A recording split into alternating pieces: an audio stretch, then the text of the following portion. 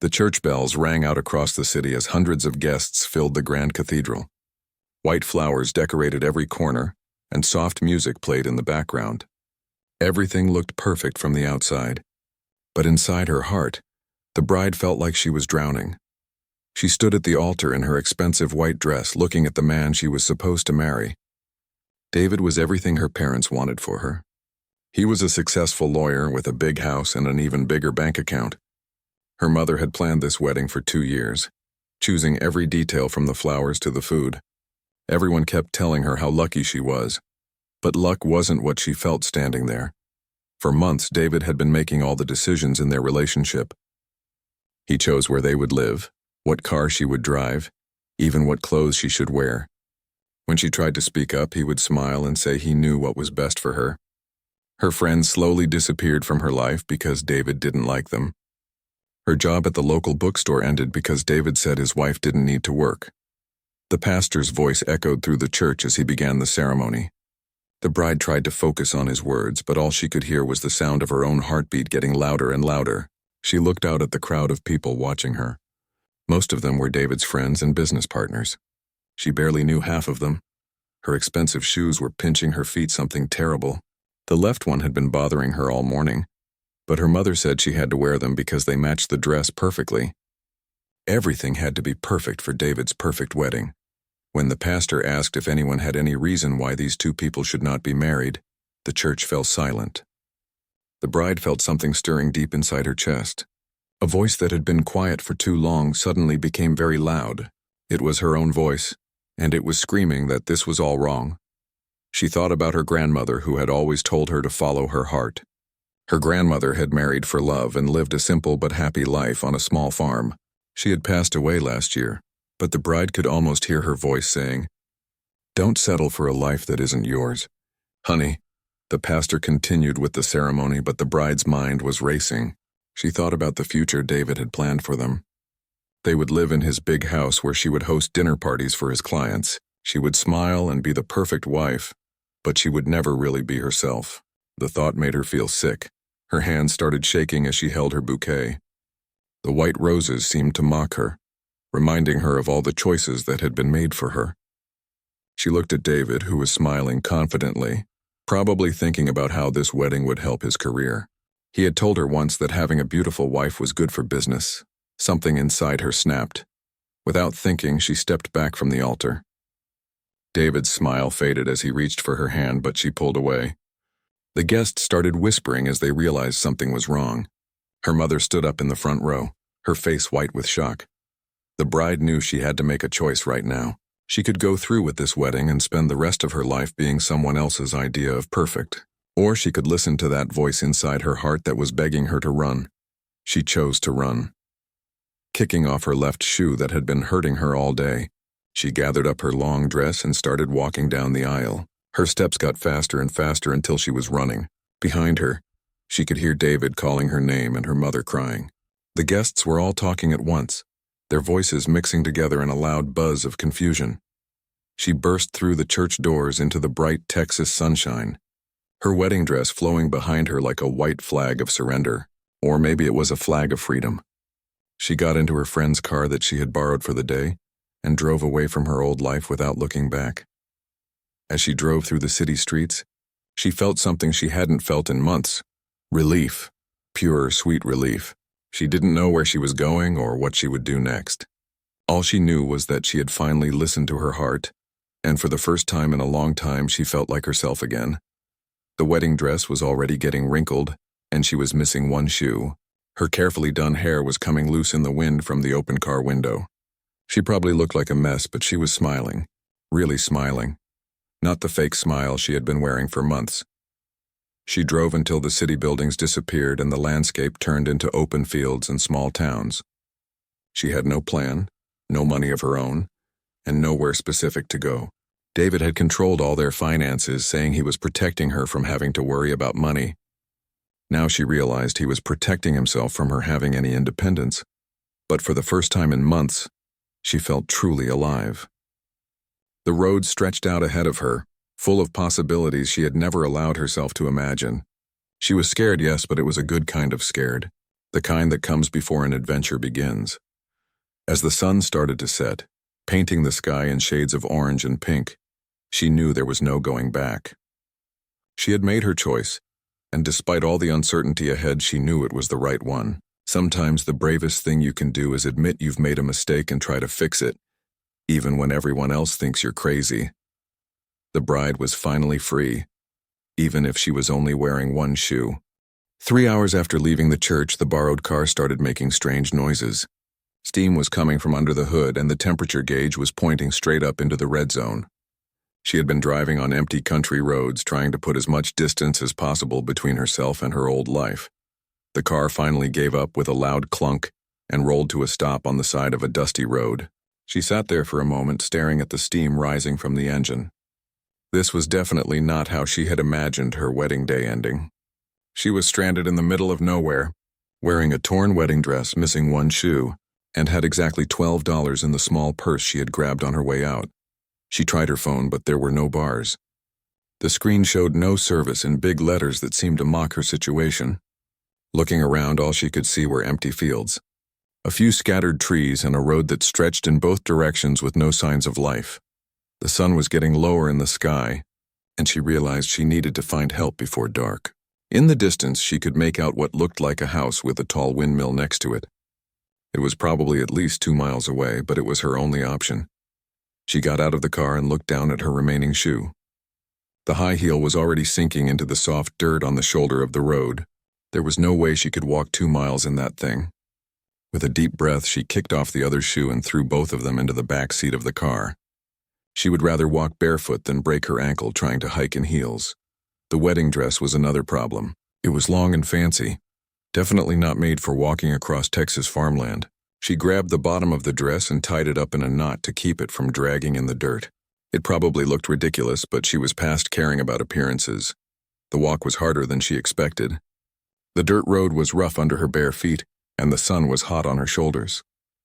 Her carefully styled hair was falling down around her face, and her makeup was probably smeared from sweating.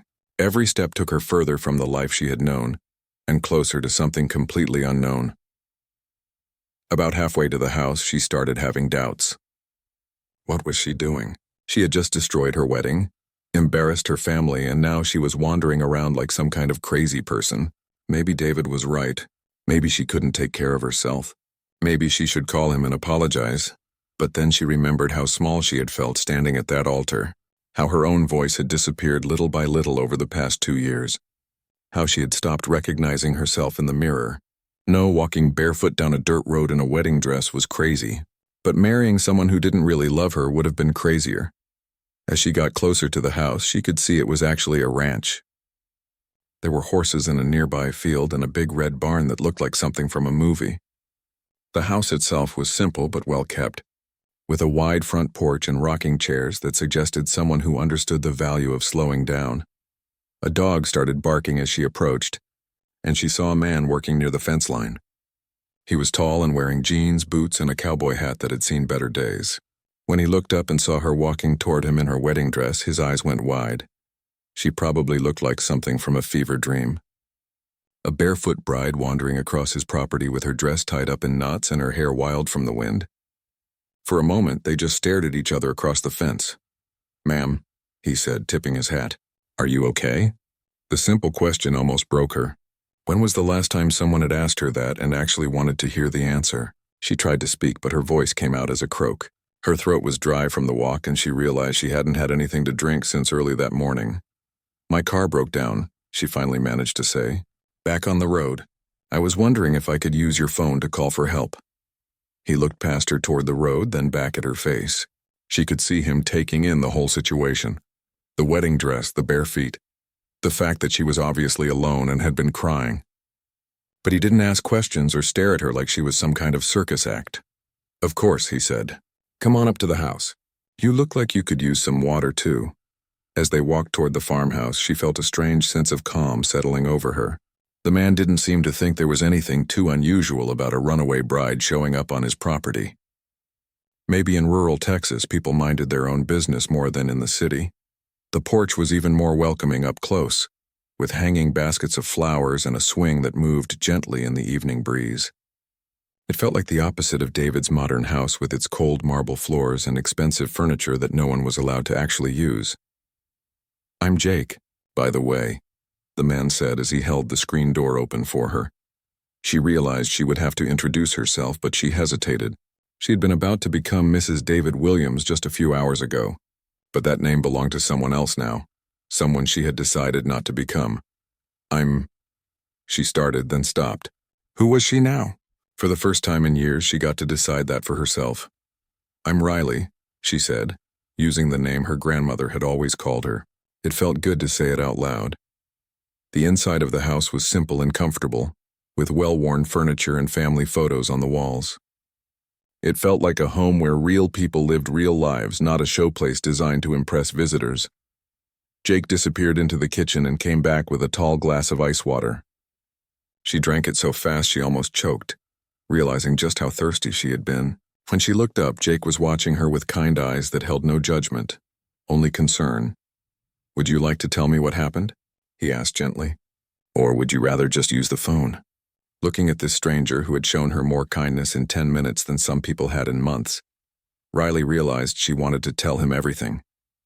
For the first time in a long time, she felt safe enough to tell the truth. Jake had been fixing the fence when he first spotted the figure in white walking across his land. At first, he thought maybe his eyes were playing tricks on him. Living alone on a ranch could make a person see things that weren't there. But as the figure got closer, he realized it was real. A woman in a wedding dress walking barefoot across the Texas countryside. He had lived on this ranch his whole life, and he thought he had seen everything. But this was definitely a first. Jake was the kind of man who believed in helping folks without asking too many questions. His grandmother had raised him that way after his parents died in a car accident when he was 10. She always said you never knew what kind of day someone was having, so you might as well try to make it a little better if you could. When Riley finished drinking her water, Jake could see she was struggling with where to begin her story. Her hands were shaking a little, and she kept looking toward the door like she might need to run again at any moment. "Take your time," he said, settling into the chair across from her. "I'm not going anywhere, and neither are you until we figure out what you need." Something about his calm voice seemed to help her relax. She took a deep breath and started talking. The whole story came pouring out. The controlling fiancé, the wedding she never really wanted, the moment at the altar when she finally found the courage to listen to her own heart. Jake listened without interrupting, nodding occasionally to show he was following along. He had heard plenty of stories over the years from friends and neighbors who stopped by the ranch when they needed someone to talk to. Something about the wide open spaces and the quiet made people want to share their troubles. When Riley finished her story, Jake was quiet for a moment. He was thinking about his own wife, Maria, who had passed away 2 years ago. She had been sick for a long time, and toward the end she made him promise that he would help people whenever he could. "Life's too short to walk past someone who needs a hand," she had said. "Sounds like you made the right choice," Jake finally said. "Took a lot of courage to walk away from all that." Riley looked surprised. "Most people would probably think I'm crazy." "Well, I'm not most people," Jake said with a small smile. "And crazy might be staying in a situation that makes you feel like you're disappearing." He got up and walked to the window, looking out at the ranch that had been in his family for 3 generations. "My wife used to say that sometimes the hardest thing to do is the right thing to do. Sounds like you figured that out today." Riley's eyes filled with tears, but they were different tears than the ones she had been crying earlier. These felt like relief. "I don't have anywhere to go," she admitted. "David controlled all our money. I don't even have enough cash to get my car fixed, let alone find a place to stay." Jake turned back to face her. He could see she was embarrassed to be asking for help, but also desperate enough to swallow her pride. He had been in tough spots himself over the years, and he remembered how much it meant when someone offered a helping hand without making him feel small about needing it. "Well," he said, "I've got a guest room that's not being used, and tomorrow we can see about getting your car looked at. There's a good mechanic in town who owes me a favor." Riley stared at him. "You don't even know me." "I could be anyone." "You could be," Jake agreed, "but you're not. You're someone who was brave enough to choose herself over what other people wanted for her. That tells me a lot about who you are." He disappeared into another room and came back with an armful of clothes, jeans, a soft cotton shirt and some boots that looked about her size. "These were Maria's," he said quietly. "She was about your height." "I've been meaning to donate them, but somehow I never got around to it." "Maybe this is why." Riley touched the clothes gently like they were made of something precious. "Are you sure?" "She would have liked you," Jake said. "She always said the world needed more people who weren't afraid to color outside the lines."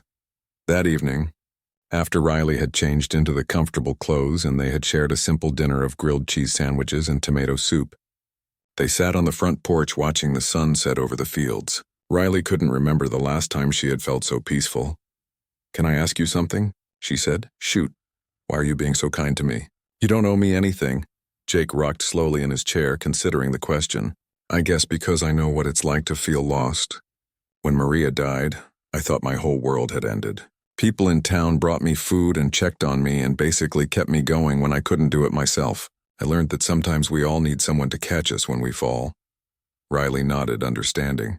They sat in comfortable silence for a while, listening to the crickets and watching the first stars appear in the darkening sky. "What will you do now?" Jake asked eventually. "I honestly don't know," Riley said. "I've been so busy being what other people wanted me to be that I'm not even sure who I really am anymore." "Well," Jake said, "maybe that's not such a bad thing. Gives you a chance to figure it out without anybody else's opinions getting in the way." As the night settled around them, Riley felt something she hadn't experienced in a long time. Hope. Not hope for any specific thing, but just a general sense that maybe everything was going to be okay, maybe even better than okay. When Jake showed her to the guest room later, he paused at the door. "One more thing," he said. "Tomorrow morning, if you wake up and decide you want to go back to your old life, I'll drive you there myself. No questions asked. But if you want to stay and figure things out for a while, you're welcome here as long as you need." Riley looked around the simple room with its handmade quilt and the window that looked out over the peaceful ranch. For the first time in years, she felt like she was exactly where she was supposed to be. "Thank you," she said. And she meant it in a way that went deeper than just gratitude for a place to sleep. "Get some rest," Jake said. "Tomorrow's a new day." As Riley lay in the comfortable bed, listening to the gentle sounds of the countryside, she realized that for the first time in months, she wasn't afraid of what tomorrow might bring. Whatever it was, she would face it as herself, not as someone else's idea of who she should be. Riley woke up to the sound of roosters crowing and sunlight streaming through the bedroom window. For a moment, she forgot where she was. Then everything came rushing back, the wedding, the escape, Jake's kindness. She looked at the clock and was shocked to see it was almost 9 in the morning. She hadn't slept that peacefully in months. She could smell coffee and bacon coming from the kitchen, and when she made her way downstairs, she found Jake sitting at a simple wooden table reading a newspaper and drinking from a mug that said, "World's Best Dad," in faded letters. "Good morning," he said, looking up with a smile. "Hope you don't mind, but I made enough breakfast for 2. Habit, I guess." The kitchen was warm and welcoming, nothing like David's sterile modern kitchen where she had been afraid to touch anything. This was a place where people actually cooked and lived and made messes. "I should probably call about my car," Riley said, accepting a cup of coffee that tasted better than anything she remembered drinking. "Already did," Jake said. "Bob's going to tow it into town this afternoon and take a look. He said it's probably just the radiator, nothing too serious. Should have it fixed by tomorrow." Riley felt a wave of gratitude mixed with embarrassment. She wasn't used to someone taking care of practical things without being asked. David had always made her feel helpless, like she couldn't handle anything on her own. But Jake's help felt different, supportive rather than controlling. After breakfast, Jake showed her around the ranch. It wasn't huge, but it was well maintained and clearly loved. He raised cattle and grew some crops, mostly to feed his animals. Everything was done on a smaller scale than the big corporate farms, but Jake seemed to prefer it that way. "It's not about getting rich," he explained as they walked past the pasture where his cattle were grazing peacefully. "It's about doing something that matters. These animals depend on me, and the land needs someone to take care of it. Makes me feel useful." Riley understood what he meant. She had studied business in college, but David had convinced her that working was unnecessary. "My wife doesn't need a job," he would tell people like it was something to be proud of. But Riley had always felt like she was wasting her education and her brain. "The books are a mess, though," Jake continued, pointing toward a cluttered office in the barn. I'm good with animals and fixing things, but paperwork has never been my strong suit. I keep meaning to organize everything, but somehow I never find the time. Riley found herself walking toward the office, curious despite herself. Inside, she found boxes of receipts, invoices scattered across the desk, and filing cabinets that clearly hadn't been organized in years. It looked overwhelming, but to her it also looked like a puzzle waiting to be solved. "Would you mind if I took a look?" she asked. "I mean, just to see if I could help organize things a little." Jake looked surprised. "You don't have to do that. You're a guest here." "I want to," Riley said, and she realized she meant it. "I feel useless just sitting around. And honestly, this kind of thing is what I went to school for." Jake agreed, probably thinking she would poke around for an hour and get bored. But Riley dove in with enthusiasm she hadn't felt in years. She started by sorting the papers into categories, then setting up a simple filing system. As she worked, she began to see patterns in the ranch's finances. By lunchtime, she had discovered that Jake was selling his beef for less than he could get at the farmer's market in the nearby city. She had also found receipts showing he was buying feed that he could probably grow himself more cheaply. "You know," she said over sandwiches on the porch, "I think you could increase your profits significantly with just a few small changes." Jake listened as she explained her ideas. She suggested he start selling directly to restaurants in the city that were looking for locally sourced meat. She had also noticed that several of his neighbors were buying the same supplies from different vendors. Maybe they could negotiate better prices if they ordered together. "You really think that would work?" Jake asked. "I know it would," Riley said with confidence she hadn't felt in a long time. "You've got a great product. You just need better marketing and more efficient operations." That afternoon, while Jake went to check on the cattle, Riley continued working in the office. She created spreadsheets tracking expenses and income, organized all the insurance papers and tax documents, and even started researching potential customers in the city. When Jake came back, he found her surrounded by neat piles of paper, typing on an old laptop she had found buried under a stack of magazines. "I hope you don't mind," she said, "but I borrowed your computer to put together a basic business plan. I also found contact information for 3 restaurants in Austin that specifically advertise locally sourced meat." Jake stared at her work in amazement. In one afternoon, she had accomplished more organization than he had managed in years. But more than that, she looked happy. Her eyes were bright with excitement, and she was talking faster than she had since he met her. "This is incredible," he said, looking through the papers she had organized. "How did you learn to do all this?" "Business school," Riley said. "I always loved the analytical side of things, figuring out how to make systems work better. David thought it was boring, so I stopped talking about it." "Well, David was an idiot," Jake said bluntly, which made Riley laugh. That evening, as they worked together to prepare dinner, Riley felt something she hadn't experienced in years. The satisfaction of being useful. Not useful in the way David had wanted her to be, as a decoration or a hostess for his business dinners, but truly helpful in a way that mattered. "Jake," she said as they sat down to eat, "would it be okay if I stayed a little longer?" "I mean, until I figure out what I want to do next?" "You can stay as long as you want," Jake said. "But I should probably warn you. Once word gets out that you've organized my office, every rancher in the county is going to want to hire you." Riley smiled at the thought. For the first time since leaving that church, she was starting to imagine a future that looked nothing like the life she had planned, but everything like the life she actually wanted. The work made her feel alive in a way she had forgotten was possible. Every problem she solved, every system she improved, reminded her that she was capable of much more than she had been allowing herself to be. As the days passed, Riley found herself settling into the rhythm of ranch life. She would get up early with Jake, work in the office during the morning, and spend afternoons learning about the practical side of farming. She learned to feed the chickens, help with basic veterinary care for the cattle, and even tried her hand at fixing fence posts. Her soft city hands developed calluses. Her pale skin got tan from working outside, and her hair learned to behave in a simple ponytail instead of an expensive salon style. She felt stronger, both physically and mentally, than she had in years. Most importantly, she felt like herself again. Not someone's fiancé or someone's idea of the perfect woman, but Riley, someone with her own thoughts, her own skills, and her own dreams. The ranch was healing her in ways she hadn't even realized she needed, and without meaning to, she was helping to heal it too. 2 weeks after Riley arrived at the ranch, Jake suggested she come with him to town to meet some of the neighbors. Cedar Creek was the kind of place where everybody knew everybody, and Jake thought it would be good for her to get out and socialize a bit. The town was small and charming, with a main street lined with local businesses that had been there for generations. There was Murphy's hardware store, where you could still get advice along with your nails and screws. Betty's Diner served the best pie in 3 counties, and the library doubled as the community center for most social events.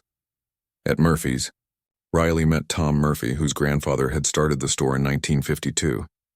At Betty's, she was introduced to half the town council over coffee and apple pie. Everyone was friendly and welcoming, but she could tell they were curious about the city woman who had suddenly appeared at Jake's ranch.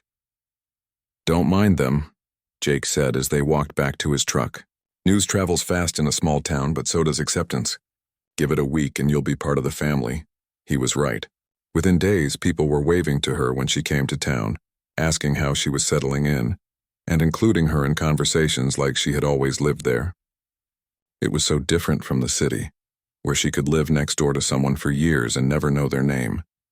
But as Riley got more comfortable in the community, she started noticing things that worried her. Jake was well-liked and respected, but she overheard conversations that suggested his ranch was in financial trouble. People spoke in the careful way folks do when they're concerned about a friend but don't want to gossip. One evening, while Jake was in the barn checking on a sick calf, Riley was organizing his filing cabinet when she found a stack of medical bills that made her heart sink. They were all addressed to Maria Rodriguez, Jake's late wife, and they were huge. Cancer treatment, hospital stays, experimental medications. The numbers added up to more money than most people see in a lifetime. Riley sat back in her chair, finally understanding why Jake's ranch was struggling. He had probably spent everything he had trying to save his wife, and now he was trying to keep the ranch going while paying off enormous debt. She looked through more of the financial records, and the picture became clearer. Jake was barely making enough to cover his basic expenses, let alone pay down the medical debt. He had been working extra jobs in town, taking on repair work for neighbors, doing whatever he could to keep his head above water. The next day, Riley couldn't concentrate on her usual office work. She kept thinking about those bills and about Jake, who had been so generous to a stranger when he could barely afford to take care of himself. At lunch, she finally brought it up. "Jake, I hope you don't mind, but I saw some of the medical bills yesterday while I was filing." Jake's face went tight. "Those aren't your concern." "I know," Riley said gently. "But I care about you and I can see you're struggling. Have you thought about applying for some of the debt forgiveness programs for medical expenses? Or maybe consolidating the loans to get a better interest rate?" Jake was quiet for a long moment. "I've looked into it," he said finally. "But the paperwork is complicated and I don't have time to figure it all out. Besides, those were my debts. Maria was my wife. It's my responsibility to pay them." Riley understood his pride, but she also saw an opportunity to help someone who had helped her when she needed it most. "What if I helped with the paperwork?" she offered. "I'm good at that kind of thing and I have time. You could focus on the ranch and I could focus on finding ways to reduce the debt." Jake looked like he wanted to say no, but Riley could see him considering it. "Let me at least research the options," she said. "No commitment, just information." That weekend, Riley dove into researching medical debt relief programs. She discovered that Jake qualified for several assistance programs he didn't know existed. She also found that some of the bills contained errors that had resulted in overcharges. More importantly, she realized that the ranch itself had more potential than Jake was utilizing. His organic, grass-fed beef was exactly what high-end restaurants in Austin were looking for. And the ranch was perfectly positioned to offer agritourism experiences. City people would pay good money to learn about farm life and eat fresh, home-cooked meals. Riley put together a presentation showing Jake how he could increase his income by 30% within a year, just by marketing his existing products better and adding a few simple services. When she showed him her research, Jake was amazed. "You really think we could make this work?" "I know we could," Riley said, "but it would mean some changes. We'd need to get certified organic, set up an online presence, maybe host some events. It's a lot of work." "We?" Jake asked, raising an eyebrow. Riley blushed, realizing what she had said. "I mean you. If you wanted help, I could..." but I don't want to assume. I'd like the help, Jake said quietly. But are you sure you want to tie yourself to a struggling ranch? You could probably get a good job in the city with your skills. Riley looked around the kitchen where they were sitting, then out the window at the peaceful fields. This feels more like home than anywhere I've ever lived, she said honestly. If you'll have me, I'd like to stay and help make this work. Jake smiled, the first really big smile she had seen from him. Then let's do it. They spent the next few weeks implementing Riley's plans. She contacted restaurants in Austin and set up meetings to showcase Jake's beef. She started a social media presence for the ranch, sharing photos of the beautiful landscape and the happy cattle. She even organized a small farm-to-table dinner event, inviting people from town to experience what the ranch could offer to visitors. The dinner was a huge success. 20 people paid $50 each to eat grilled beef, fresh vegetables from Jake's garden, and homemade bread, all served at long tables set up in the barn decorated with wildflowers and string lights. Everyone raved about the food, the atmosphere, and the chance to learn about sustainable farming. By the end of the evening, Jake had bookings for 3 more dinners and interest from 2 restaurants in carrying his beef regularly. I can't believe this is working, Jake said as they cleaned up after the last guest had left. I can, Riley said, stacking plates with satisfaction. You've got something special here. You just needed someone to help other people see it. As they worked together in comfortable silence, Riley realized that she wasn't just helping Jake save his ranch. She was saving herself too. For the first time in her adult life, she was using her talents for something that mattered to her, working with someone who respected her abilities, and building something that felt meaningful. The medical bills were still there, and the ranch still had challenges ahead. But for the first time since Maria died, Jake felt hopeful about the future. And for the first time since she could remember, Riley felt like she was exactly where she belonged. They were a good team, and they were both starting to realize that what they had found together was worth fighting for. Riley had been living at the ranch for almost 2 months when her peaceful new life was shattered by a phone call that made her blood run cold. She was in the kitchen making breakfast when her phone rang with a number she didn't recognize. "Hello, Riley." The voice was smooth and confident, and it made her stomach drop. It was David. "How did you get this number?" she asked, her hand shaking as she gripped the phone. "I hired someone to find you," David said calmly. "Did you really think you could just disappear?" "We have things to discuss." Riley looked out the window at Jake, who was feeding the horses in the morning sunshine. Her safe, peaceful world suddenly felt very fragile. "We don't have anything to discuss," she said, trying to keep her voice steady. "I made my choice." "You made a mistake," David corrected. "And you embarrassed me in front of everyone I know. But I'm willing to forgive you if you come back now. We can have a small ceremony, just family. People will understand that you had cold feet. I'm not coming back." "David?" "Yes, you are." His voice lost its friendly tone and became the cold, controlling voice she remembered from their worst fights. "You signed contracts, Riley. The wedding deposits, the venue, the flowers, you're legally responsible for those costs. Unless you want to spend the next 10 years paying off debt, you'll come home and fix this mess." The phone line went dead, leaving Riley staring at the screen with tears in her eyes. She had been so happy here, so free, that she had almost forgotten about David and the legal complications of running away from their wedding. Jake came in from the barn and immediately saw that something was wrong. "What happened?" he asked, setting down his hat and moving toward her. Riley told him about the call, about David's threats and demands. As she talked, she could see Jake's jaw getting tighter and his eyes getting darker. "Can he really make you pay for all that?" Jake asked when she finished. "I don't know," Riley admitted. "I never read all the contracts. David handled everything. But if he's right, I could owe thousands of dollars." Jake was quiet for a moment, thinking, "Maybe we should talk to a lawyer." "With what money?" Riley asked. "I don't have anything, Jake. No savings, no income, nothing. David made sure I was completely dependent on him." That afternoon, David called again. This time he was done being polite. "I'm coming to get you," he announced. "I know exactly where you are. Some little ranch outside Cedar Creek, right?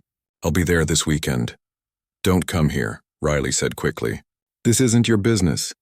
"Everything about you is my business," David snapped. "You're still wearing my engagement ring, aren't you? That ring cost more than that farmer makes in a year." Riley looked down at her hand and realized she was still wearing the ring.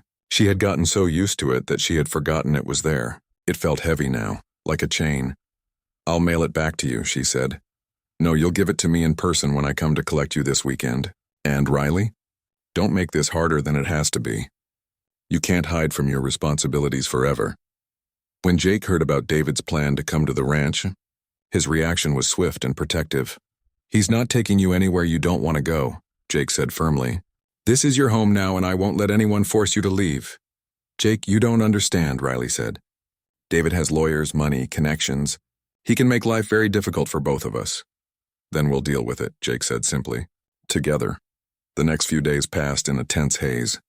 Riley couldn't eat or sleep properly, constantly looking over her shoulder and jumping at every car that drove past the ranch. Jake tried to keep things normal, but she could see he was worried too. Friday evening, Jake made a suggestion that surprised her. The town's having their annual Founders' Day celebration tomorrow, he said. Maybe we should go. Be around people. Show David and yourself that you're not alone here. Riley's first instinct was to hide, but then she thought about all the friends she had made in Cedar Creek. Betty from the diner, Tom from the hardware store, the other ranchers who had become like family to her. These people had welcomed her when she had nothing, and they deserved to know what was happening. Saturday morning dawned bright and clear, perfect weather for the festival. Main Street was decorated with banners and balloons, and the whole town had turned out for the celebration. There were booths selling crafts and food, a small stage where local musicians performed, and children running around with cotton candy and balloons. Riley was starting to relax and enjoy herself when she saw a familiar figure pushing through the crowd toward her. David looked exactly the same. Expensive suit, perfect hair, confident smile that didn't reach his eyes. But next to the genuine, hard-working people of Cedar Creek, he looked out of place and fake. There you are, David said loudly, causing people nearby to turn and stare. Riley, darling, you've had your little adventure. It's time to come home. Riley felt her face burn with embarrassment as conversations around them stopped. This was exactly what she had been afraid of. David making a scene in front of people who had come to matter to her. I am home, she said quietly, hoping to keep the confrontation low-key, but David had no intention of being quiet. He had come to make a point and he was going to make sure everyone heard it. Look at yourself, he said, his voice carrying across the festival. You're dressed like a farmhand, your hair is a mess, and you're living in some shack with a man you barely know. This isn't you, Riley. You're confused, clearly having some kind of breakdown. The people around them were starting to murmur, and Riley could feel their eyes on her. She wanted to disappear, to run away again, but she had nowhere left to go. That's when Jake stepped up beside her. He didn't touch her or make any aggressive moves toward David. He just stood there, calm and solid, his presence saying everything that needed to be said. I think the lady has made her position clear, Jake said quietly. His voice was respectful but firm, and somehow it carried more authority than David's shouting. And who are you? David asked, looking Jake up and down with obvious disdain. Some cowboy who thinks he can play hero? I'm someone who respects Riley's right to make her own choices, Jake replied. Something you might want to consider. David laughed, but it wasn't a pleasant sound. Do you have any idea who you're dealing with? I could buy and sell this entire pathetic town. And Riley belongs to me. That's when something shifted in the crowd around them. Riley could feel it, the way people moved slightly closer, forming a loose circle of support around her and Jake. Tom Murphy stepped forward, followed by Betty from the diner, then others. Nobody belongs to anybody around here, Tom said mildly, and we take care of our own. Riley's one of us now, Betty added, crossing her arms. Has been since the day she arrived. David looked around at the faces surrounding him, not threatening but definitely not friendly. These weren't people who could be intimidated by expensive suits or threats of lawsuits. This is ridiculous, David said, but for the first time, his confidence seemed shaken. Riley, you're making a fool of yourself. Come with me now or I'll make sure you regret it. Riley looked at David, then at Jake, then at all the people who had stepped forward to support her. People who had accepted her when she had nothing, who had made her feel valuable and worthy just by being herself. No, she said, and her voice was stronger than it had been in years. I'm not going anywhere with you, David. I'm not your property and I'm not your responsibility. I'm my own person and I choose to stay here. For a moment, David looked like he might argue further, but surrounded by a town full of people who clearly supported Riley, Even he seemed to realize he was outnumbered. "Fine," he said, straightening his tie. "But don't come crying to me when reality hits. You'll be back, Riley. When the money runs out and the novelty wears off, you'll realize what a mistake you've made." He turned and walked away, pushing through the crowd toward his expensive car. As he drove away, kicking up dust on the small town's main street, Riley felt like a weight had been lifted from her shoulders. "You okay?" Jake asked, touching her arm gently. Riley looked around at all the faces watching her with concern and support. These people barely knew her, but they had stood up for her anyway. They had shown her what community really meant. "I'm better than okay," she said, and for the first time since David's first phone call, she really meant it. "I'm free." After David's dramatic exit from the Founders' Day festival, something shifted between Riley and Jake. The crisis had brought them closer together, but it had also made them both more aware of the feelings that had been growing quietly between them for months. Summer turned to fall, and Riley settled even deeper into life on the ranch. The farm-to-table dinners had become a regular monthly event, booked solid through the end of the year. 3 restaurants in Austin were now regular customers for Jake's Beef, and Riley had started offering business consulting services to other small farms in the area. But more than the business success, it was the daily rhythms of life with Jake that made Riley feel truly at home. They worked well together, whether they were planning the ranch's expansion or just making breakfast on a quiet morning. They had developed an easy partnership built on respect, shared goals, and a growing affection that neither of them quite knew how to address. Jake had been careful not to pressure Riley into anything romantic. She had just escaped from one relationship, and he didn't want her to feel like she owed him anything because he had helped her. But as the months passed, he found himself hoping that what they had was more than just friendship and business partnership.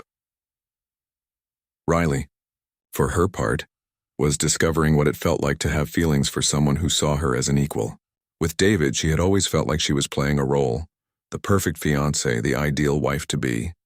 With Jake, she could just be herself, and he seemed to like that person just fine. The shift from friendship to something deeper happened gradually, in small moments. A lingering touch when Jake helped her down from the truck.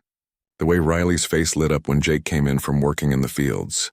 The comfortable silences that had replaced the need to fill every moment with conversation. The first real sign that things were changing came in October, during the first real cold snap of the season. Riley woke up shivering in her room and came downstairs to find Jake already up, building a fire in the fireplace. "Furnace is acting up again," he said without looking at her. "I'll get it fixed tomorrow, but for now this should help." They sat together on the couch sharing a blanket and drinking coffee while they watched the fire. It should have been awkward. They had never been that physically close before, but instead it felt natural, like something they had been building toward for months. "Jake," Riley said quietly, "can I ask you something personal?" "Always. Do you ever think about Maria? I mean, do you feel like you're being disloyal to her memory by moving on?" Jake was quiet for a long moment, staring into the fire. "I think about her every day," he said finally, "but I don't think she'd want me to stop living. She used to say that love wasn't something you used up. The more you gave away, the more you had." Riley nodded, understanding. She had wondered about Maria, about how it felt to come after someone who had been so deeply loved. "What about you?" Jake asked. "Do you ever worry that you're just running from one relationship into another?" It was a fair question, and one Riley had asked herself many times. "I thought about that a lot at first," she said. "But what I had with David wasn't really love. It was need, control, habit, a lot of things, but not love. This feels completely different." "What does this feel like?" Jake asked, and there was something in his voice that made Riley look at him more carefully. "Like coming home," she said honestly, "like being myself for the first time in years." That night they fell asleep on the couch together, the fire burning low and the blanket covering them both. When Riley woke up the next morning, she found Jake already awake, watching her with soft eyes. "Good morning," he said quietly. "Good morning," she replied, suddenly very aware of how close they were, how right it felt to wake up next to him. They might have stayed like that longer, but the practical demands of ranch life called them back to reality. There were animals to feed and work to be done. But something had shifted and they both felt it. Over the next few weeks they seemed to be dancing around each other, both wanting to take the next step, but neither quite sure how. They had built such a good friendship and partnership that neither wanted to risk ruining it by moving too fast. The breakthrough came in November, during the first snow of the season. Riley was in the barn office working on the books when the lights went out. The old electrical system couldn't handle the combination of cold weather and the space heater she had been running. Jake found her sitting in the dark, frustrated and cold. "Come on," he said, offering her his hand. "We can work on this tomorrow. Tonight, let's just enjoy the snow." They went back to the house and lit candles throughout the living room. Jake made hot chocolate while Riley built up the fire. When they settled back onto the couch, which had become their unofficial evening spot, the house felt magical in the candlelight. "I have something to tell you," Jake said, and there was a nervousness in his voice that Riley had never heard before. She turned to face him, suddenly worried. "What is it?" "I love you," he said simply. "I've been wanting to tell you for weeks, but I didn't want to complicate things or make you feel pressured. But sitting here with you in our house, I realized that keeping it to myself was the complicated thing." Riley felt her heart skip. She had been hoping to hear those words, but now that they were out there, she felt overwhelmed with emotion. "I love you too," she said, and saying it felt like taking a deep breath after holding it for months. "I've been so scared to feel this way again, but with you, it doesn't feel scary. It feels like the most natural thing in the world." Jake reached over and took her hand, intertwining their fingers. "So where do we go from here?" "I don't know," Riley said honestly. "I've never been in a relationship that felt this healthy before. I'm not sure what the rules are when both people actually respect each other." Jake laughed. "I guess we make it up as we go along." They spent that snowy evening talking about their hopes for the future, their fears about the past, and their growing certainty that whatever came next, they wanted to face it together. When Riley finally went up to her room that night, it was with the understanding that their relationship had officially changed from friendship to something deeper and more committed. The next morning, Riley woke up feeling lighter than she had in years. She came downstairs to find Jake making breakfast, humming to himself as he worked. When he saw her, his face broke into a smile that made her heart race. "Sleep well?" he asked, walking over to give her the first real kiss they had shared. It was soft and sweet and full of promise, and when they broke apart, Riley felt like her life had finally truly begun. "Better than I have in years," she said, wrapping her arms around his waist. Outside, the snow was still falling, covering the ranch in a blanket of white that made everything look fresh and new. It seemed like the perfect metaphor for their relationship, something beautiful and pure covering the old landscape, making everything look like it was full of possibilities. They had found love in the most unexpected place, born out of crisis and nurtured by friendship, respect, and shared dreams. It wasn't the dramatic, passionate romance of movies, but something steadier and deeper, the kind of love that could last a lifetime. As they worked together that morning, moving through the routines they had developed over months of partnership, they both knew they had found something rare and precious. They had found a love that made them both better people, stronger individuals, and a formidable team. The future stretched out ahead of them, full of challenges and opportunities, but they would face it all together, and that made everything else seem possible. 1 year after Riley ran from her first wedding, she woke up on another wedding day. But this time everything was different. Instead of anxiety and dread, she felt excitement and joy. Instead of expensive chaos orchestrated by someone else, she was surrounded by simple preparations made with love. The wedding was going to be held right there on the ranch, in the pasture where she and Jake had spent so many evenings talking about their dreams. Betty from the diner was catering the reception with help from half the town. Tom Murphy had strung lights between the oak trees, and the local church choir was going to provide the music. Riley's dress was simple and comfortable, a flowing white sundress she had found at a boutique in Austin. No train to trip over, no corset making her unable to breathe, no veil so long it required 3 people to manage it.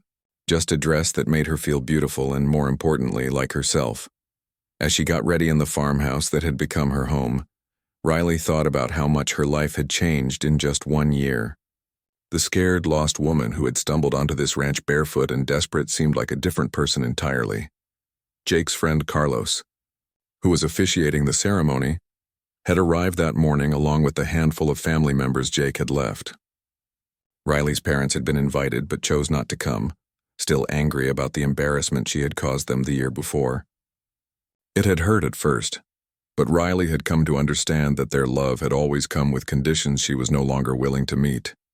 Instead, she was surrounded by the family she had chosen, the people of Cedar Creek who had welcomed her when she had nothing and supported her as she built a new life.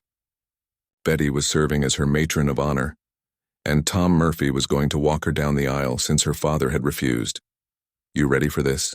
Betty asked, adjusting Riley's simple flower crown made from wildflowers that grew on the ranch. "I've never been more ready for anything in my life," Riley said, and she meant it completely.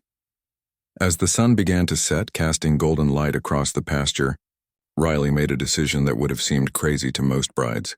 She put on only one of her wedding boots, leaving the other one sitting on the porch steps. When Jake saw her walking toward him through the field, wearing one boot and carrying the other, his face broke into the biggest smile she had ever seen. The symbolism wasn't lost on anyone, especially Jake, who remembered that first day when she had arrived at his ranch missing one shoe, lost, and looking for someone to carry her. But this time was different.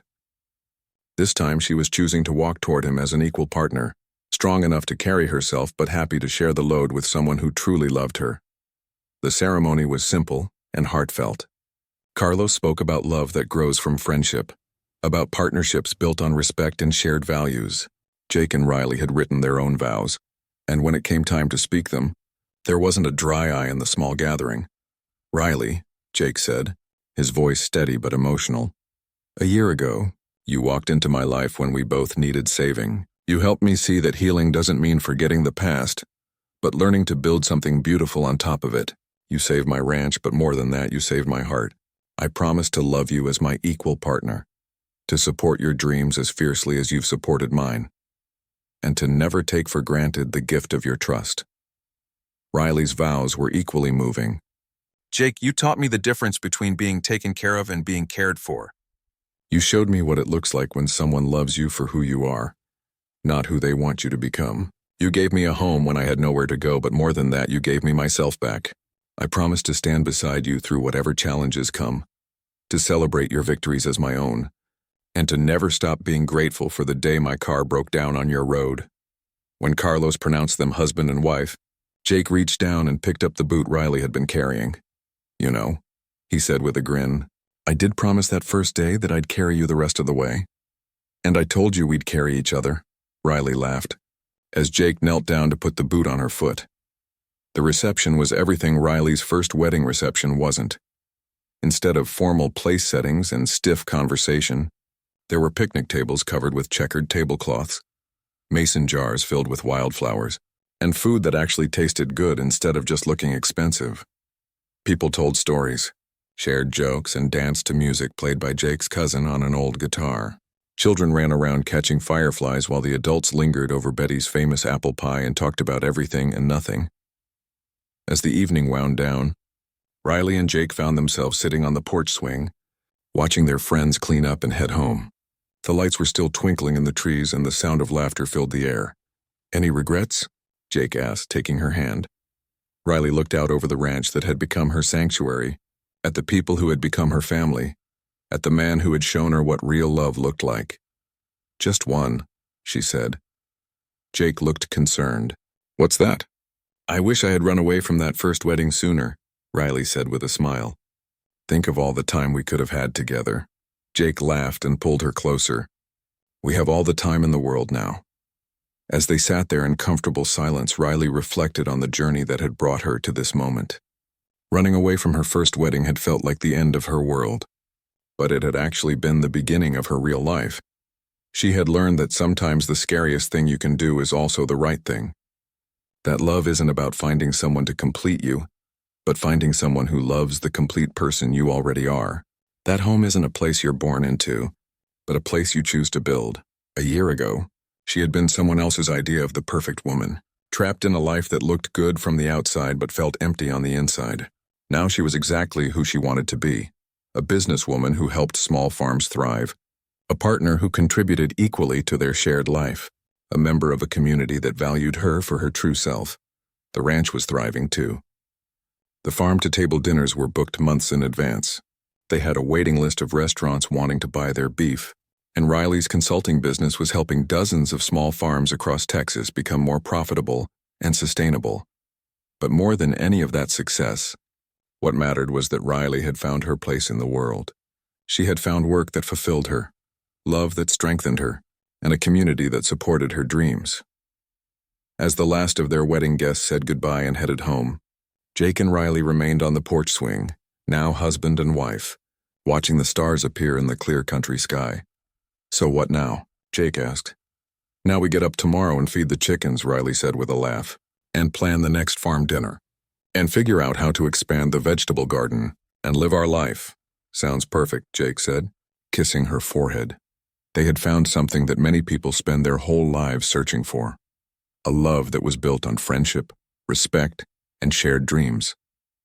A partnership where both people could be their authentic selves and still choose each other every day. Riley had started this journey as a runaway bride, scared and alone and wearing only one shoe. She was ending it as a woman who knew exactly who she was and where she belonged, surrounded by love and ready for whatever adventure came next. Sometimes the best things in life come from the moments when you're brave enough to choose yourself. Even when the whole world is telling you to choose something else, sometimes you have to lose your way completely before you can find where you truly belong. And sometimes, if you're very lucky, when you finally find your way home, someone will be waiting there to carry you the rest of the way. Not because you need carrying, but because love means choosing to share the journey together.